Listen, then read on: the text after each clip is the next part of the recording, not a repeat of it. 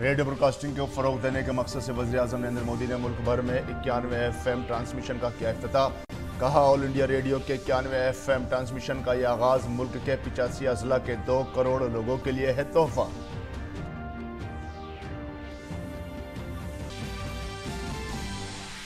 Karnataka assembly इंतखाबात के लिए इंतखाबी मुहिम उरूज पर। मरकजी वज़ीर दाखिला और बीजेपी के सीनियर लीडर अमित शाह ने कांग्रेस सदर खड़गे के वज़ीर-ए-आज़म मोदी पर किए गए तबसरे पर कहा कि कांग्रेस लीडरों की मत मारी गई है। मोदी जी को जितना बुरा कहोगे कमल उतना ही खिलेगा।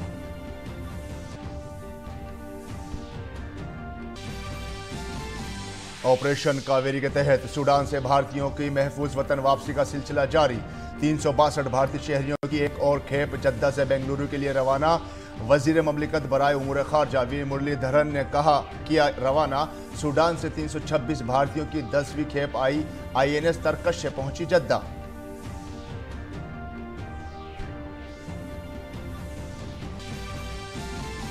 भारत की ज़ेर सदारत शंघाई ताउन तंजीम के वुज़राए दिफा की मीटिंग।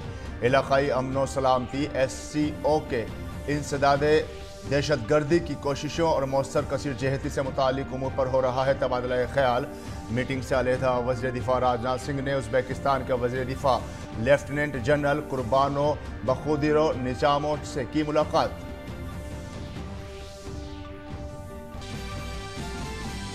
अदाकारा जिया खान की मौत के केस में फिल्म अदाकार आदित्य पंचोली के बेटे सूरज पंचोली बरी। मुंबई की खुसूसी CBI अदालत ने सूरज पंचोली को अदम सबूत की बिना पर किया बरी। 2013 में अपने कमरे में मुर्दा पाई गई थी जिया खान।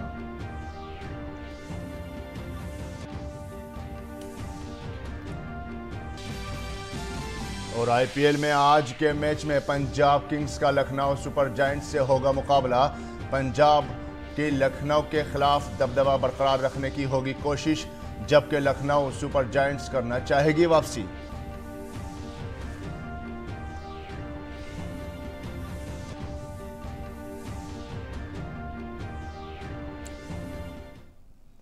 आदाब नाज़रीन, खबरनामे में आपका खैर मकदम है। मैं हूं आपके साथ फ़हीम अहमद। मुल्क में रेडियो कनेक्टिविटी के दायरे को बढ़ाने के मकसद से वज़ीर-ए-आज़म नरेंद्र मोदी ने दिल्ली में वीडियो कॉन्फ्रेंसिंग के जरिए 100 वाट के 91 FM ट्रांसमीटर का इफ्तिताह किया। इससे मुल्क में रेडियो कनेक्टिविटी को फ़रोग मिलेगा।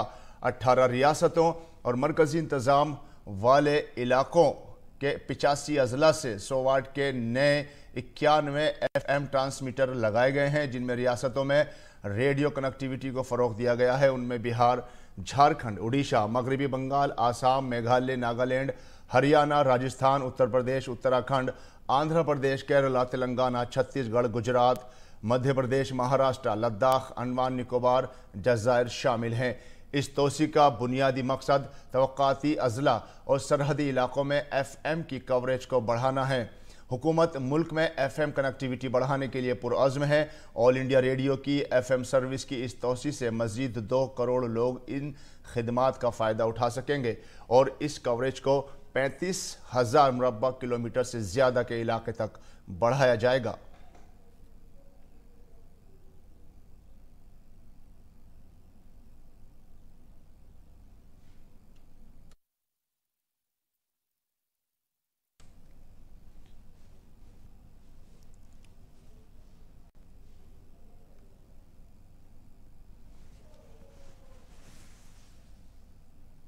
ऑल इंडिया रेडियो की FM सर्विस का एक्सपांशन ऑल इंडिया FM बनने की दिशा में एक बड़ा और महत्वपूर्ण कदम है।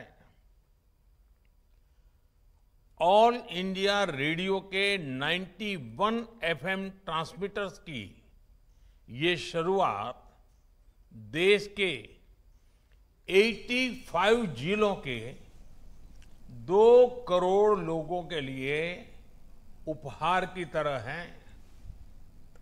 एक तरह से इस आयोजन में भारत की विविधता और अलग अलग रंगों की एक झलक भी है।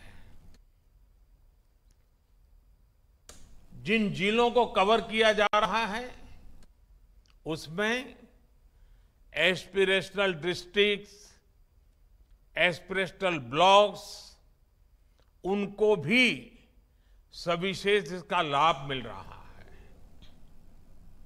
वज़ीर आज़म ने कहा कि इस रेडियो कनेक्टिविटी की तौसीक का सबसे ज्यादा फायदा शुमाल मशरिकी खित्ते को होगा। इसका काफी लाभ हमारे नॉर्थ ईस्ट के भाई बहनों को होगा, युवा मित्रों को होगा। इसके लिए उन्हें मैं विशेष तौर पर बधाई देता हूं।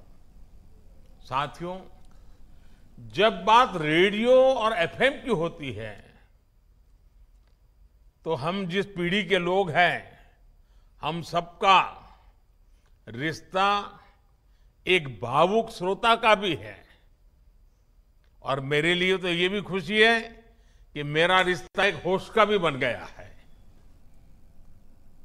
वज़ीर आज़म के जरिए 91 FM ट्रांसमीटर का इफ्तिताह कई लिहाज से अहम है। मरकजी वजीर अनुराग सिंह ठाकुर ने कहा कि न्यू में 4100 की बुलंदी पर दुनिया का सबसे ऊंचा ट्रांसमीटर एक रिकॉर्ड है। ये कई किलोमीटर तक फायदेमंद साबित होगा। हमारे नायोमा में वर्ल्ड का हाईएस्ट 4100 मीटर की हाइट पर ट्रांसमीटर लगा है। आप कल्पना कीजिए, लगभग 14,000 फुट की हाइट पर जब ट्रांसमिशन होगी, साथ लगते कई किलोमीटर तक इसका लाभ मिलने वाला है। और हमारे लोगों को एफएम की सुविधा भी मिलेगी, प्रोग्राम भी सुनने को मिलेगा, न्यूज़ भी मिलेगी और अपने कल्चर को आगे बढ़ाने का अवसर भी मिलेगा। आज आकाशवाणी एफएम ट्रांसमीटर उत्तरकाशी का भी वर्चुअल मीडियम से इफ्तिताह किया गया। आकाशवाणी उत्तरकाशी में इस इफ्तिताही तकरीब में टिहरी गढ़वाल के मेंबर पार्लियामेंट मौला राज्य लक्ष्मी शाह और दीगर अफराद मौजूद थे। हमारे यहाँ उत्तरकाशी के लोग थे, लेकिन इतना पूरा उत्तराखंड में यहाँ हुआ है सेकंड, क्योंकि देहरादून में मेन स्टेशन में सेकंड खुला है।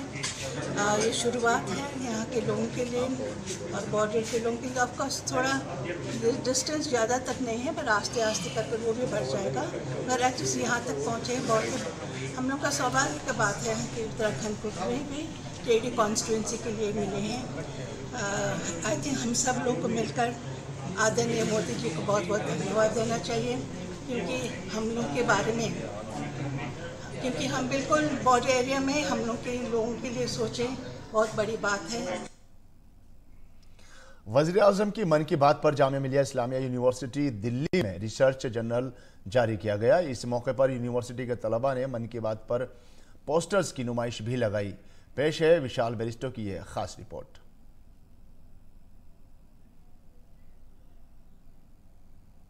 मैं इस वक्त जामिया मिलिया इस्लामिया यूनिवर्सिटी के एमएफ हुसैन आर्ट गैलरी में हूँ और जैसे कि आप देख सकते हैं यहाँ पर लगी है मन की बात के पोस्टर्स, और ये तमाम पोस्टर्स जो बनाए हैं ये यहाँ के स्टूडेंट्स ने बनाए हैं। आइए हम उनसे बात करते हैं और जानते हैं कि किस तरह का आइडिया उनके दिमाग में था जब उन्होंने इस तरह के पोस्टर्स बनाए, खासतौर से पीएम की मन की बात को लेकर। ये जो येलो बुक कवर है ये मेरा है। If you see in large part है इसका। तो बेसिकली मेरा थॉट प्रोसेस ये था कि विजन को प्राइम मिनिस्टर मोदी को उनका जो विजन है वो कैसा देश में रोशनी लेकर आया है। मैं इसमें इलस्ट्रेट करी मन की बात विद मोदी जी, जो कि 100 अपने एपिसोड्स कंप्लीट कर रहे हैं। तो मैंने इसमें जो शो किया है कि मोदी जी जो है अपने with the help of mike he is reaching every people in India. वो जनता की हर प्रॉब्लम को सॉल्व कर रहे हैं। प्रोफेसर अख्तर, सबसे पहले ये जो आपका जर्नल छपा है इसमें 7 रिसर्च पेपर्स हैं, ये कितना इंटरेस्टिंग रहेगा लोगों के लिए? देखिए, जब 99 एपिसोड्स आए मन की बात के तो सभी उससे अफेक्टेड होते गए, पूरा देश हो गया उससे अफेक्टेड। तो जामिया भी उसके इन्फ्लुएंस में हो गया। और हम लोग टीचर्स हैं, रिसर्चर्स हैं, तो हमने उसके ऊपर डिफरेंट डिपार्टमेंट्स ने अपने अपने रिसर्चेस किए हैं। तो इसके अंदर 7 रिसर्चेस जो हैं वो पब्लिश हुए हैं। और ये हम माखन लाल चतुर्वेदी यूनिवर्सिटी जो है उसने एक स्पेशल इशू निकाला है इसका, हमारे लिए जामिया का इशू है।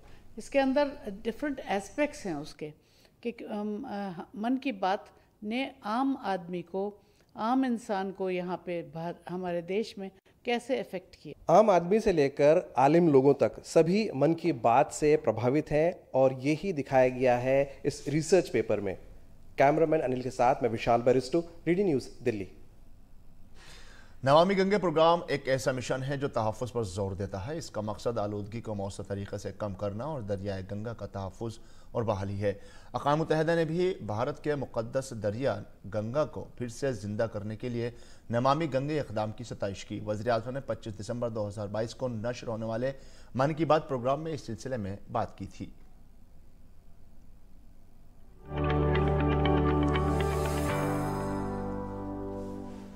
सदियों से कल कल बहती मां गंगा को स्वच्छ रखना हम सबकी बहुत बड़ी जिम्मेदारी है।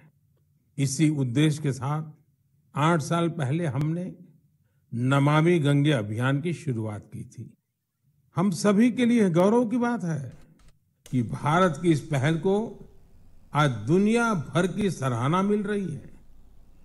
यूनाइटेड नेशंस ने नमामि गंगे मिशन को इकोसिस्टम को रिस्टोर करने वाली दुनिया के टॉप 10 इनिशिएटिव में शामिल किया है। ये और भी खुशी की बात है कि पूरे विश्व के 160 ऐसे इनिशिएटिव्स में नमामि गंगे को यह सम्मान मिला है।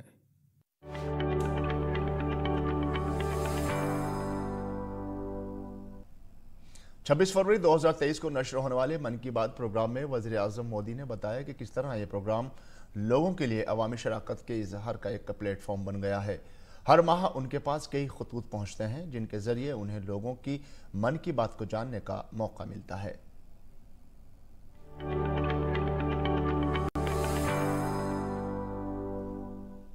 मन की बात को आप सभी ने जन भागीदारी की अभिव्यक्ति का अद्भुत प्लेटफॉर्म बना दिया है।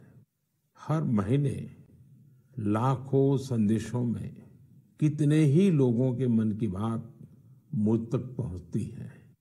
आप अपने मन की शक्ति तो जानते ही हैं, वैसे ही समाज की शक्ति से कैसे देश की शक्ति बढ़ती है, ये हमने मन की बात के अलग अलग एपिसोड में देखा है, समझा है और मैंने अनुभव किया है, स्वीकार भी किया है।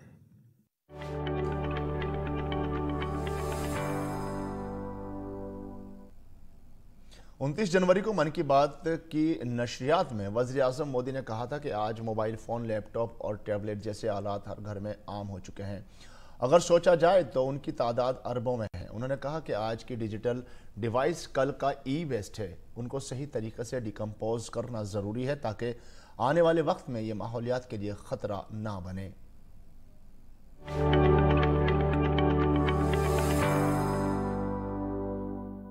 साथियों, आज हर घर में मोबाइल फोन, लैपटॉप, टैबलेट जैसी डिवाइसेस आम हो चली है। देश भर में इनकी संख्या बिलियंस में होगी। आज के लेटेस्ट डिवाइस भविष्य के ई वेस्ट भी होते हैं। जब भी कोई नई डिवाइस खरीदता है या फिर अपनी पुरानी डिवाइस को बदलता है तो यह ध्यान रखना जरूरी हो जाता है कि उसे सही तरीके से डिस्कार्ड किया जाता है या नहीं। अगर ई वेस्ट को ठीक से डिस्पोज नहीं किया गया तो यह हमारे पर्यावरण को भी नुकसान पहुंचा सकता है। लेकिन अगर सावधानी पूर्वक ऐसा किया जाता है तो ये रिसाइकल और रीयूज की सर्कुलर इकोनॉमी की बहुत बड़ी ताकत बन सकती है।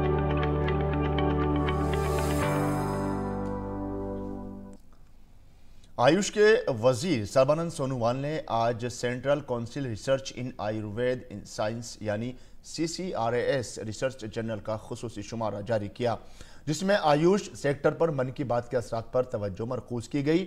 इस मौके पर उन्होंने कहा कि वज़ीर-ए-आज़म मोदी ने प्रोग्राम मन की बात के जरिए मुल्क के लोगों से मुख्तलिफ मौज़ूआत पर बातचीत की है। उन्होंने कहा कि वज़ीर-ए-आज़म मोदी की क़यादत की वजह से आज आयुष ने न सिर्फ मुल्क बल्कि दुनिया में अपनी शिनाख्त कायम की है।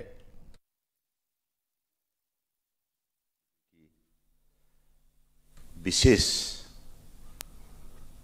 उनकी उनकी तरफ से जो कदम उठाई गई है आयुष को प्रमोट करने के लिए इस 9 साल के अंदर, इसके वजह से आज आयुष ने सिर्फ देश के अंदर नहीं दुनिया में अपना पहचान बनाने में सफलता प्राप्त की है। मन की बात ऐसा एक प्लेटफॉर्म है जिससे देश की सभी वर्गों को कनेक्ट कर सकते हैं। जो काम परमाणु प्रधानमंत्री जी ने की है, अलग अलग बिंदु पर चर्चा करके देशवासियों को उजागर की है, साहस दी है, शक्ति दी है, मनोबल दी है, दिशा दी है और अलग अलग विषय पर जानकारी भी दी है। उन्होंने कहा कि वज़ीर-ए-आज़म मोदी ने मन की बात के जरिए ऐसी तहरीक चलाई जिसमें मुल्क के अवाम और ऑल इंडिया रेडियो से उनका भरपूर साथ दिया। मन की बात अभी 100 एपिसोड अगली 29 तारीख को होने जा रहा है। तो मुझे लगता है कि ये जो एक मुझे लगता है सारा देश में एक आंदोलन प्रधानमंत्री जी ने खड़ा की है। माननीय प्रधानमंत्री जी ने ऑल इंडिया रेडियो को इतना बड़ा कर दिया और अब घर घर सारे सीमा इलाका में हो चाहे गांव में हो हर प्रांत पर उन्होंने ले जाने का काम किया है। कर्नाटक में बीजेपी की जबरदस्त मुहिम चल रही है। यहां पार्टी के सीनियर लीडर अमित शाह मुसलसल इंतखाबी मैदान में मौजूद हैं। आज उन्होंने नवलकुंड में एक इंतखाबी रैली निकाली और वोटरों से बीजेपी उम्मीदवार के हक में वोट देने की अपील की। अमित शाह ने कहा कि इंतखाब कर्नाटक में हर तबके के लोगों के मुस्तकबिल का फैसला करेगा। अमित शाह ने कहा कि कांग्रेस सदर वज़ीर-ए-आज़म मोदी के लिए नाज़ेबा अल्फाज इस्तेमाल करते हैं जिनकी पूरी दुनिया बहुत इज्जत करती है, लेकिन आवाम कांग्रेस को जरूर जवाब देंगे। जिस प्रधानमंत्री का स्वागत करती है, हमारे नेता मोदी जी का स्वागत करती है, सम्मान करती है, एक कांग्रेस के अध्यक्ष खड़गे जी उनको कहते हैं कि विसेला सांप जैसे हैं। सोनिया गांधी जी कहती है मौत का सौदागर, प्रियंका गांधी कहती है नीची जाति के लोग, और ये कहते हैं विसेला सांप। अरे कांग्रेस वालों, आपकी मति मारी गई है, मति मारी गई है। मोदी जी को जितना भी गाली बोलोगे, कमल इतना ही अच्छे से खिलकर बाहर आने वाला है। बीजेपी सदर जेपी नड्डा कर्नाटक इंतखाबात में आज मधुगिरी में इंतखाबी मुहिम की कमान संभाली। यहां उन्होंने पीएफआई पर पाबंदी का मसला उठाया और कहा कि कांग्रेस ने अपने दौरे हुकूमत में मुल्क मुखालिफ तंजीमों की बहुत हौसला अफजाई की थी। नड्डा ने यह भी कहा कि मजहब की बुनियाद पर रिजर्वेशन देना आईनी तौर पर गलत है। आजकल कांग्रेस के लोगों को लिंगायतों की बड़ी चिंता हो गई है, बहुत चिंता हो गई। आप बताइए, निजलिंगप्पा क्या थे, लिंगायत थे कि नहीं थे? उनको बेइज्जती करके निकालने का काम किसने किया था? आप बताइए, ये पाटिल साहब जो मुख्यमंत्री थे, उनको बेइज्जत करके निकालने का काम किसने किया था? कांग्रेस की सरकारों ने किया था। आज बहुत बड़े आप हितैषी लिंगायत के बनते हैं। कर्नाटक इंतखाबात में नाजेबा कलमात की वजह से इंतखाबात में हर रोज नया मोड़ आ रहा है। एक तरफ जहां कांग्रेस सदर के बयान पर बीजेपी जारहाना रुख इख्तियार करके माफी मांगने का मुतालबा कर रही है, वहीं दूसरी जानिब सोनिया गांधी पर बीजेपी एमएलए बासन गौड़ा त्याल के बयान के बाद कांग्रेस भी हमला आवर हो गई है। कांग्रेस लीडर के शिव कुमार ने कहा कि खड़गे अपना जवाब खुद देंगे क्योंकि वो कर्नाटक में मौजूद हैं। Mallikarjun Kharge is here, front of you. He is in Karnataka. He is available for you. He will comment. He is wise enough, capable enough. But Srimati Sonia Gandhi is not here. I am the president, representing a political party. It is my bound duty. The nation stand by her. The women would stand by her. Our culture and tradition stand by her. और Congress party के रहनुमा राहुल गांधी ने दावा किया कि कर्नाटक में BJP 40 सीटें जीतेगी जबकि कांग्रेस 150 सीटें जीतेगी। राहुल गांधी ने गुलबर्गी में एक रैली में कहा कि बीजेपी हुकूमत ने 3 साल में कोई काम नहीं किया है। 40 नंबर बहुत अच्छा लगता है। 40 नंबर से इनको प्यार है, मोहब्बत है, इसीलिए कर्नाटक की जनता इनको 40 सीटें देगी और कांग्रेस पार्टी को कम से कम 150 सीट मिलेगी। 3 साल इन्होंने चोरी की, 40% कमीशन लिया। दिल्ली बीजेपी के सदर वीरेंद्र सचदेवा ने जुमेरात को एलजी को खत लिखकर कहा कि 2021 में कोरोना के दौरान दिल्ली जल बोर्ड के उस वक्त के सीईओ उदित प्रकाश राय ने दिल्ली के लाजपत नगर में 15वीं सदी की एक यादगार को मुनहदम करके सरकारी बंगले की तामीर की है। काबिल जिक्र है कि इस यादगार की तामीर 1418 ईस्वी में की गई थी। इसके लिए महकमा आसार कदीमा ने हुसूल के लिए दिल्ली जल बोर्ड को खत भी लिखा था, लेकिन जब जनवरी 2023 में महकमा आसार कदीमा ने इसका दौरा किया तो मालूम हुआ कि यहाँ कोई यादगार नहीं थी। महकमा आसार कदीमा ने इल्ज़ाम लगाया है कि उदित प्रकाश राय ने उनके ख़त व किताबत में रख न डाला और इस दौरान बंगले की तामीर हुई। उदित प्रकाश राय पर तमाम ज़ाब्तों की खिलाफ वर्जी का इल्ज़ाम है और यही वजह है कि विजिलेंस डिपार्टमेंट ने अब उस अफसर से 2 हफ्तों के अंदर जवाब दाखिल करने को कहा है। मरकजी वजीर अनुराग सिंह ठाकुर ने आज लेह में दिल्ली के वजीर आला अरविंद केजरीवाल पर सियासी हमला किया। उन्होंने कहा कि ईमानदारी की बात करने वाले केजरीवाल ने बदउनवानी में नया मकाम हासिल किया है। दिल्ली के मुख्यमंत्री ने कांड ही ऐसा कर दिया है जो भ्रष्टाचार की सीमाएं तोड़ के चले गए। कांग्रेस को जो कई वर्ष लगे होंगे करने में, उन्होंने बहुत कम समय में कर दिखाया है। भ्रष्टाचार की जननी कांग्रेस कहा जाता है, लेकिन उसको भी पार करने का काम अरविंद केजरीवाल जी ने करने का किया। और शंघाई ताउन तंजीम से अलहदा वज़ीर दिफा राजनाथ सिंह ने उज़्बेकिस्तान के वज़ीर दिफा लेफ्टिनेंट जनरल कुर्बानो बखुदीर निज़ामोव से बाहमी मुलाकात की।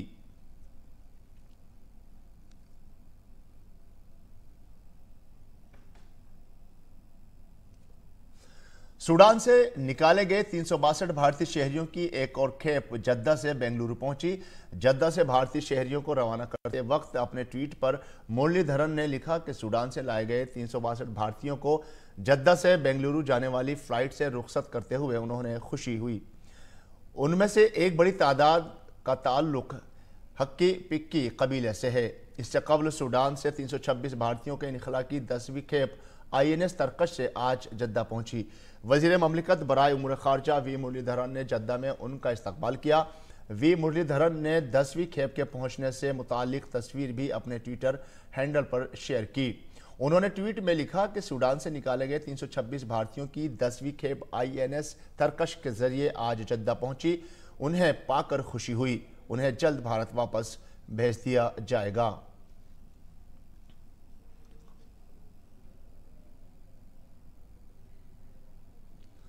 मुंबई की CBI अदालत ने अदाकारा सूरज पंचोली को अदाकारा जिया खान की खुदकुशी के लिए उकसाने के मामले में बरी कर दिया।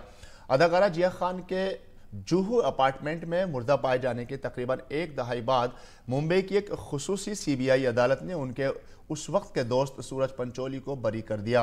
केस की समाअत करने वाले खुसूसी जज ने सबूतों की कमी का हवाला देते हुए फैसला सुनाया। सूरज पंचोली और अदाकारा जरीना वहाब और आदित्य पंचोली के बेटे हैं। इससे उसे 10 जून 2013 को जिया खान के कमरे में लटके हुए पाए जाने के 7 दिन बाद गिरफ्तार किया गया था। जिया की मां राबिया खान ने सूरज के खिलाफ मुकदमा दायर किया था, जिसे 1 माह बाद बॉम्बे हाईकोर्ट ने जमानत दे दी थी। राबिया की जानिब से अपनी बेटी की मौत में साजिश का इल्ज़ाम लगाने वाली अर्जी पर 2014 में हाईकोर्ट ने तहकीकात CBI को मुंतकिल कर दी थी। CBI ने 2015 में चार्जशीट दाखिल की और पंचोली के खिलाफ खुदकुशी के लिए उकसाने का मुकदमा दर्ज किया, लेकिन कत्ल से इनकार किया। खेल की खबरों में IPL में आज पंजाब किंग्स और लखनऊ सुपर जायंट्स आमने सामने होंगे। यह मैच मोहाली के IS बिंद्रा स्टेडियम में खेला जाएगा। लखनऊ सुपर जायंट्स इस वक्त पॉइंट्स टेबल में 8 पॉइंट्स के साथ चौथे और पंजाब किंग्स 8 पॉइंट्स के साथ पॉइंट्स टेबल में 6ठे नंबर पर हैं। और कल खेले गए IPL के 33वें मैच में चेन्नई सुपर किंग्स को राजस्थान रॉयल्स के हाथों 32 रन से शिकस्त का सामना करना पड़ा। राजस्थान ने पहले बल्लेबाजी करते हुए 202 रन बनाए। जवाब में चेन्नई की टीम 20 ओवर्स में सिर्फ 170 रन ही बना सकी। इस जीत के साथ राजस्थान की टीम पॉइंट्स टेबल में पहली पोजीशन पर पहुंच गई है, जबकि धोनी की सीएस के तीसरे नंबर पर खिसक गई है। राजस्थान के लिए यशस्वी जायसवाल ने 43 गेंदों में 77 रन की अहम इनिंग्स खेली। और नाज़रीन, खबरनामा यही मुकम्मल होता है। हमारी पूरी टीम को दीजिए इजाजत। आदाब।